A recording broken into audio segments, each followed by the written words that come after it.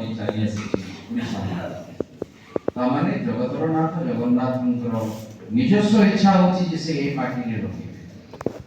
ପ୍ରତ୍ୟେକ ମାଟିର ଗୋଟେ ଗୌରବ ଥାଏ। ମୁଁ ଆସୁ ଆସୁ ପ୍ରଥମେ ପଚାରିଲି ଯେ ଦେଖନ୍ତୁ ଚିଚେଇଗୁଡ଼ା ବୋଲି ଗୋଟେ ଜାଗା ଅଛି, ତାର ଗୋଟେ ଐତିହାସିକ ଗୋଟେ ନାଁଟି ଅଛି, ତାର ଭୌଗୋଳିକ ସ୍ଥିତି କି ଅଛି।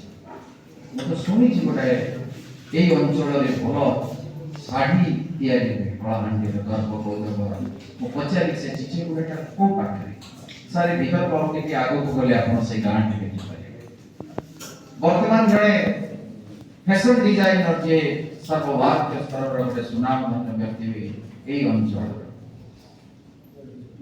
ତେଣୁ ମାଟିକୁ ଚିହ୍ନିବା ପାଇଁ ତାର ଗୌରବକୁ ଜାଣିବାକୁ ପଡେ ଯେ ଚିଚେଇଗୁଡ଼ାଟା କଣ, କୋଉଠି ଅଛି, କେମିତି ଅଛି, ତାର ସୁନାମ କେମିତି ଅଛି।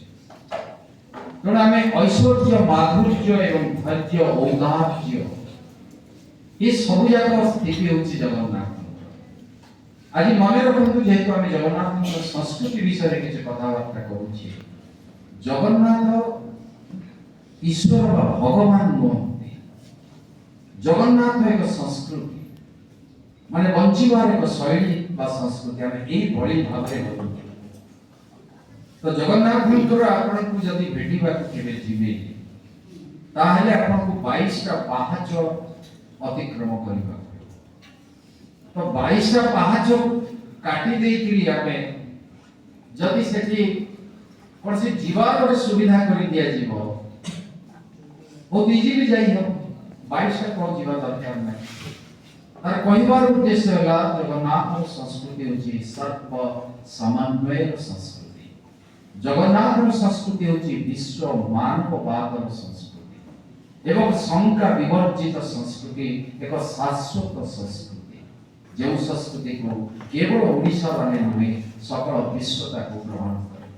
ଭାରତର ସମ୍ବିଧାନରେ ଯାହା ଯାହା ଆପଣମାନେ ଲେଖିଛନ୍ତି ତାହା ଜଗନ୍ନାଥଙ୍କର ସଂସ୍କୃତିରେ ପ୍ରତିଫଳିତ।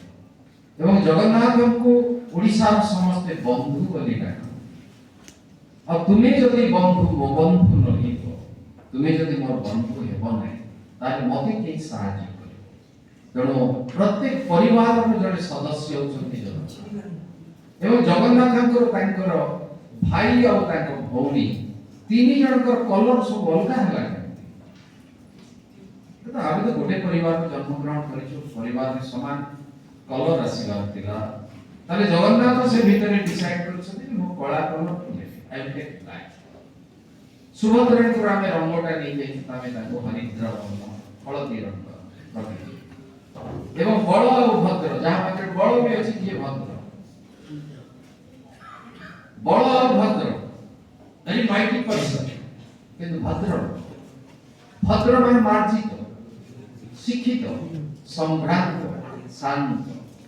अपना वीर हनुमान की कथा सुनिए, वो वीर भी है और धीर भी है, बहुत वीर और बहुत धीर, स्थित प्रज्ञ, खूब चिंता से। तेणु जेते